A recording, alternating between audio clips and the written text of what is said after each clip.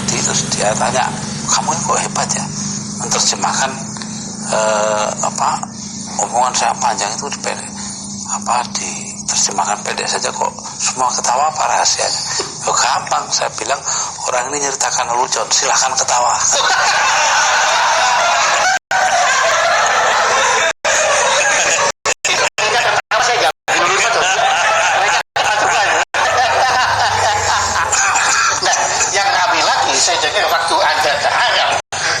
Gus Dur kan pidato dalam bahasa Arab, itu orang-orang ketawa semua ya lucunya. Tapi yang paling lucu katanya orang-orang Indonesia yang tidak bisa bahasa Arab juga ikut ketawa waktu itu semua. Kenapa tuh? Nah, itu karena seperti kata Pak Yudhoyono, kami tidak bisa bahasa Arab, kami ketawa karena melihat orang Arab ketawa.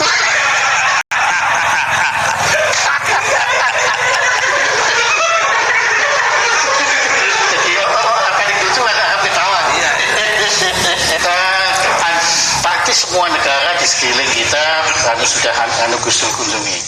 Kenapa justru Australia yang begitu dekat dengan kita kok dianak-tirikan, kok nggak dikunjungi Gus Dur? Ya belum aja. Belum. Tapi bakal dikunjungi. Ya kalau pimpinan pemerintahnya bersikap rasional kepada kita gitu aja. Oh, jadi artinya sekarang nggak rasional? Ya terserah. Jelas saya baca di koran dan juga dengar laporan bahwa dia John Howard, Perdana Menteri orang tersatu di sana, pidato di depan parlemen bahwa Indonesia menjadi tempat transitnya orang Timur Tengah yang menjadi imigran gelap Australia. Loh mestinya ya begini Mbok, sebelum diomongin ke parlemen, omong dululah sama kita, kayak kita tidak punya duta besar saja. Dan juga kayak dia nggak punya duta besar di sini. Kemudian baru-baru ini Menteri Luar Negeri Alwi Siap ngomong sama saya, dia ditemui oleh Alexander Downer, Menteri Luar Negeri Australia di Macau. Ya, di sana terus ngomong-ngomong katanya Alwi Siap pada dia, ya begini ya, kalau Anda betul-betul memperhatikan perasaannya orang Indonesia, ya berapa jauhnya sih Anda pergi dari Australia ke Indonesia kemudian pulang lagi? Kenapa kok sampai jadikan Indonesia ini sebagai tempat transit dari sini terus ke Singapura, kayak kita ini stasiun saja? Nah itu, oh ya nanti kita ke Jakarta pulang pergi. Ya sudah, ini ya karena kami mengira bahwa Indonesia itu langkah pertama lah dalam transit, yaitu namanya Anda tidak ngerti perasaannya Indonesia. Nah, kalau ngerti kan tidak akan begitu. Iya. Jadi mempelajari misinformasi Pak. Iya. Nah, menurut Gus Dur sekarang kalau Anda amati apa di dunia saat ini, di planet bumi ini ada kepala negara yang lebih lucu ketimbang Gus Dur? Wah, tidak tahu saya. Belum tahu ya? Tidak tahu. Tapi kalau menurut Gus Dur kayaknya saya ini kesasar. Mestinya jadi pelawak kok jadi presiden.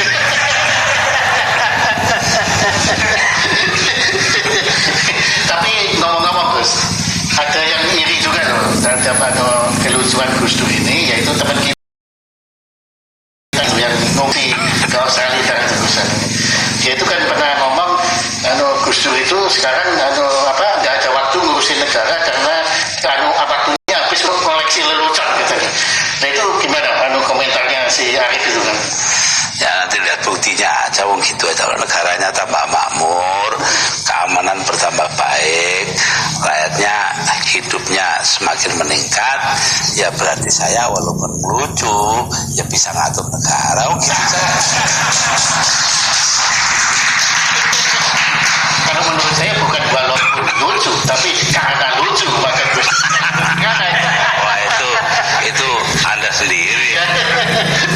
Ya saya sama Arif terlalu bertentangan loh. Ya.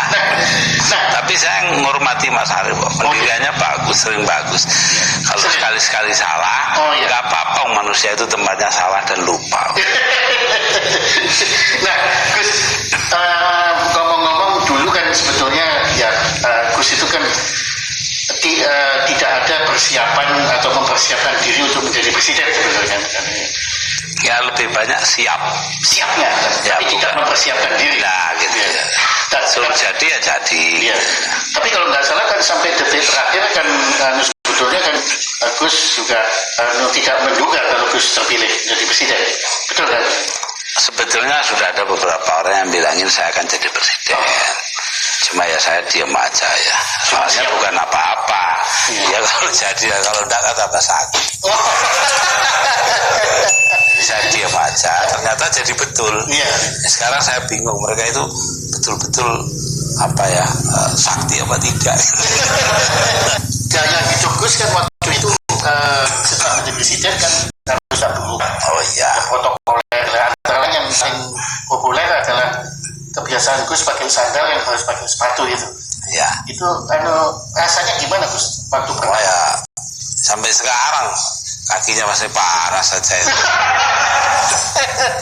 Dan saya senangannya baju pendek, saya harus baju panjang. Oh iya benar. Tapi ya sudahlah, kalau dibandingkan nasibnya rakyat banyak. Sudah ini apalah artinya sepatu sama hem panjang. Betul juga Gus di situ.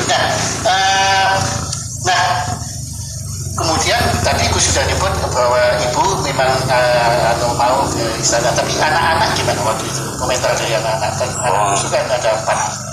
Ya semuanya ada yang ikut, ada yang tidak. Sekarang pun ada yang ngekos di luar. Dekat UI karena ada kuliah di UI pagi dan sore, jadi ya nggak tahu pulang sini ya kapan ada kosong pulang.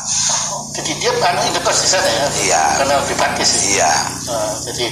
Jadi apa, bebas, nggak harus di sana ya? Tapi kalau menurut protokolnya biasanya anak-anaknya juga boleh tinggal di luar, boleh ya? Ya satu tinggal di Cianjur. Ada satu lagi? Ya karena sekolahnya di Cinere. Ya. Nah, yang menarik Gus juga, waktu Gus masih tinggal di Cianjur, itu kan becak kan boleh berkeliaran di daerah sana gitu. Nah, tapi yang menarik belakangan setelah Gus pindah ke istana, itu pemerintah daerah kok mengeluarkan peraturan becak nggak boleh lagi berkeliaran. Apa karena di sana Gus Dur nggak perlu becak? Enggak, memang dari dulu kan becak nggak boleh. Di sana nggak boleh? Nggak boleh.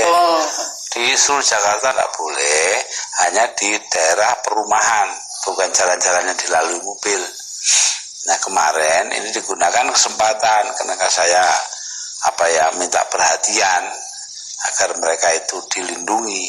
Nah, pengertian dilindungi ini kalau pemerintah daerah ya nasibnya, tapi kalau mereka ya boleh becak gitu loh. Padahal sudah saya ingatkan, masa manusia sama dengan kuda. Narik becak itu sama dengan kuda. Itu maksudnya orang yang larang becak itu. Nah, jadi ini ada ada perbedaan penafsiran. Jadi tidak hanya Quran saja, omongannya orang aja bisa ditafsirkan keliru. Dan memang belakangan ini kan banyak ucapan-ucapan Gus Dur yang memang juga disalah tafsirkan gitu ya. Di situ ya. Nah, sejak awal Gus Dur kan mempersilahkan untuk dikritik.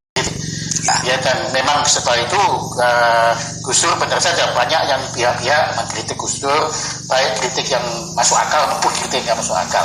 Tetapi antara lain sikap Gus Dur itu kan memang kadang-kadang misterius. Kadang-kadang kalau ngomong kan berhenti, kemudian kita terpaksa menafsirkan sendiri, sehingga banyak orang-orang yang tidak kenal Gus Dur itu makin salah tafsir terhadap Gus Dur.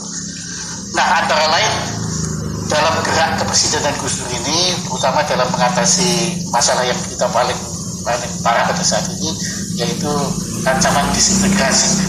Yaitu banyak pihak menilai Gus Dur lamban. Mereka menilai lamban. Nah, menurut saya ini kan salah satu kekeliruan tafsir lagi. Mungkin perlu kita ketahui langsung dari Gus Dur. Jadi sebetulnya bagaimana Gus ini mengenai masalah penanganan Gus Dur terhadap disintegrasi? Saya rasa yang paling penting ya, kita harus melakukan identifikasi kelompok-kelompok mana yang secara strategis harus diajak berunding. Itu yang paling pokok dan itu makan waktu. Itu yang seolah-olah lamban itu di situ. Jadi nggak bisa langsung ya? Nggak bisa. Ya. Sama saja kalau yang bilang lamban, saya bilang silakan Anda coba sendiri kalau bisa. Gitu. Jadi proses. Iya, itu semua ada. Seperti Aceh, sampai hari ini aja belum selesai. Ini barusan mau rekam ini, saya dapat dapat laporan bahwa keadaan di Aceh semakin panas. Itu satu contoh. Jadi tidak semudah yang kita inginkan. Tapi ya alhamdulillah pelan-pelan sudah mulai baik. Iya. Jadi dimana kalau perlu ya kita harus keras. Ya. Umpamanya contohnya di Maluku. Maluku itu saya minta kepada Laksamana Widodo sebagai Panglima TNI itu untuk bertindak keras, menggeledah rumah-rumah mencari senjata kan. Kemudian orang-orang dari sini yang bersenjata naik kapal laut sebelum mendarat di Maluku digeledah polisi dulu. Kalau ada yang senjata yang ada dipegang dengan orang-orang yang ditangkap. Jadi itu tidak segampang membalik tangan, gampang aja lah. Jadi memakan waktu juga. Itu pun belum tentu tidak dibikin lagi karena ya ada oknum-oknum, ada yang sipil, ada yang bekas TNI segala macam itu untuk ingin mengganggu. Kenapa? Karena privilege mereka atau kenyamanan mereka terganggu oleh keadaan sekarang. Reformasi ini ya. Iya. Jadi ini semacam upaya menstatus quo-kan posisi. Betul. Seperti yang kemarin terjadi di Mataram itu sudah jelas semua. Jadi sebetulnya Gus sudah tahu orang-orang itu. Udah tahu semua. Nah ini kita tidak bisa berbuat karena nggak ada bukti. Nah itu Gus yang perlu supaya secara hukum kita harus membuktikan. Nah ini orang yang nggak ngerti kan itu lambat segala macam. Nah, cari buktinya itu yang sulit. Ya, karena mereka dalam melakukan itu cukup terampil sehingga jebakan-jebakan perangkap hukum itu nggak bisa kena semua itu. Jadi itu saya kira yang perlu masyarakat luas tahu supaya bisa memahami itu. Ya saya rasa memang itu yang perlu dimengerti oleh semua orang. Dan juga bahwa karena mereka itu istilahnya itu ada di di tempat gelap.